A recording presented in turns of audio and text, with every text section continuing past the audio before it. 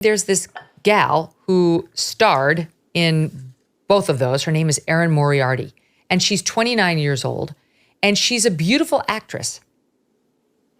But she's decided to completely change her face. This is a picture of her before, which I think was relatively recent, within the past year or so.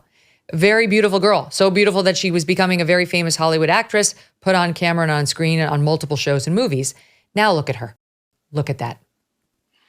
She's got the Kim Kardashian lips. She's made her nose so skinny, it looks like a pencil now. She's got like what appear to me to be cheek implants. You like huge, the cheekbones are like out to here.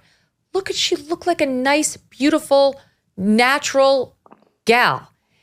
And I'm sorry not to pick on this Moriarty gal, but more and more young women are doing this, Michael. It's not about an objection to plastic surgery. It's about an obsession with turning yourself into this fake version of yourself, into truly like a Kim Kardashian disciple with the enormous lips and the teeny tiny nose and the huge overdone fillered cheeks. I don't know what's in there. And I find it like a sign of mental illness. It's extremely upsetting. It's a massive turnoff to me. I really want to get in the heads of these young girls and say, please don't do this. What do you make of it? It's not just an individual mental illness, it's actually a social illness. The reason that a beautiful girl would do something like this, and she's not the only one, is because we're living in hyper-reality. This is a concept developed by the philosopher Baudrillard, expounded upon by a great Twitter account named Wokel Distance. I had him on my show not too long ago to talk about it.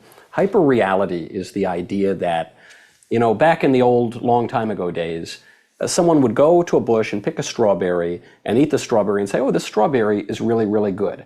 But if you want an even more concentrated version of the strawberry flavor, you can squeeze it and make strawberry juice, right? And then if you want it to be even more intense than that, you could make a kind of a strawberry concentrate out of it. And then one day, a candy maker is going to come along and he's going to say, I think we're going to take this strawberry flavor, we're going to make strawberry ice cream out of it, or a strawberry gummy. Yeah, that's right. We're going to get that flavor and we're going to make it into some kind of candy. And then, we're going to make a Jolly Rancher out of the strawberry. And now, you know what? We're going to make a Jolly Rancher soda out of the strawberry Jolly Rancher, out of the candy, out of the concentrate, out of the juice of the strawberry. You get to the end of this and the strawberry Jolly Rancher soda doesn't taste anything like an actual strawberry. You've concentrated it, you've intensified it so much, it's become such a caricature of itself that it's totally unrecognizable. It's lost its core identity.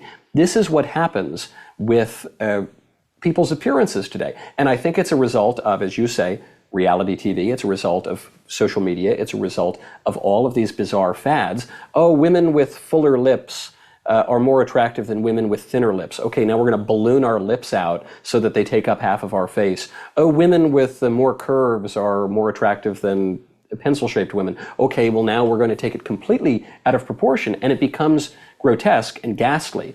I really hesitate in any way to criticize this woman or any other woman's appearance, but it's a social phenomenon. So many women are doing it. And so I beg them, I implore them, I say, ladies, plastic surgery almost never, maybe not one single time ever, has made someone look better. All of these cosmetic procedures are... Oh, I don't agree with that. I don't agree with that. You disagree? I've seen a lot of women benefit from, in particular, nose jobs. And men, I've seen that too. Look, I'm not against plastic surgery. This is something else. This is like a mental disorder. This is extreme. When you start off incredibly beautiful and you end up like a plastic Barbie version of a Kardashian. Like, what? And who did that to her? Who is the surgeon who said, yes, I will keep going. Yes, I will stick all sorts of crap into your cheeks and I will give you the whatever nose job, the extreme nose job to where your nose has disappeared. It's like just a tiny little line down your face now. And I will pump your lips up to where like there's no space between the top one and your nose and your bottom one and the base of your chin. You're making these people look other, like AI, like other than human. And when I actually saw her photos, I thought, is this an AI generated face? Is this real? Maybe this is just like a scandal somebody's put together to get people talking. because sometimes people do that, but apparently it's real. She's done this to herself. And look, she's not the only one. I would be lying if I didn't say my whole family stopped and looked at the latest pictures of Lauren Sanchez, who's engaged to Jeff Bezos. I don't know what she's done to herself, but she looks nothing like she used to look. Well, yes, when she was younger, but even when she first started to date him. I don't know what's happened to the cheeks. The breasts are out to here. The face is pulled and prodded. She's going out in her lingerie now. This is the latest thing, to wear a thong underwear and a sexy bra and just some lace overlay on top of it, which is like, I'm sorry, but she looks like a hooker. You look like a hooker, and you're dating the richest man in the world or one of them. Like, try to be a little classy. Must everything be an expose of your obviously over-enhanced assets? I don't mean to be such a prude, Michael, but I just feel like we're losing something as a society. I don't want my daughter looking at that, and I don't want my sons looking at it either, but we did, because there it was in the New York Post. It was hard to avoid. And where are we all looking at it? We're all looking at it on our screens, which is exactly the point that you're making. The way that these women are modifying themselves, and even just dressing and presenting themselves, is like an AI robot of a person. But that's because the beauty that we see around us now is not in the real world with which we interact, decreasing every single day, but it's our screens. And you know, photographs make everyone look a little bit different than they do in real life, and especially with all of the digital enhancements that people can make, they look rather different, even than they would have 10 or 20 years ago.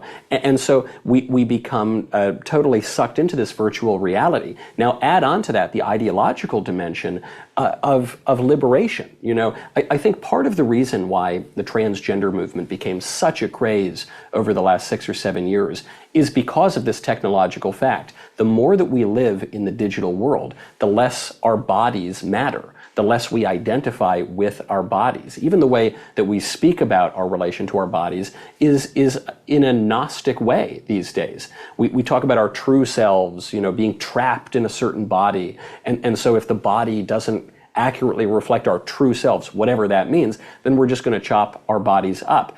This is a major shift from the way that for all of Western civilization we thought about our souls and bodies, which is that they're in a hylomorphic union forever as long as we exist on this earth. But if you think, no, my body is just an accident, you know, and I can change it to better correspond to my true metaphysical self, then you're going to start chopping yourself up and ballooning out other parts and injecting poison into your face. And there's really no end of that. You know, it's a real, not to sound too religious here, but it's a real trick of the devil. It's just a vice and an addiction and a temptation that's going to leave you looking, in the most extreme case, like Michael Jackson, which seems to be the standard of beauty that a lot of young women are aiming toward. Yes, or like that socialite, she's Swiss, I think. They call her the Catwoman online. Or it's just like, you can't even recognize. She looks like a cat. She looks like a human cat now.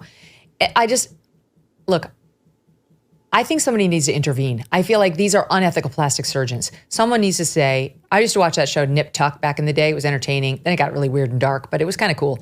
And, somebody needs to step in when you see that you've got an addict here. You know, the same way that the bartender will say when the guy's barfing at the end of the bar asking for another glass of scotch, it's time for you to stop, sir.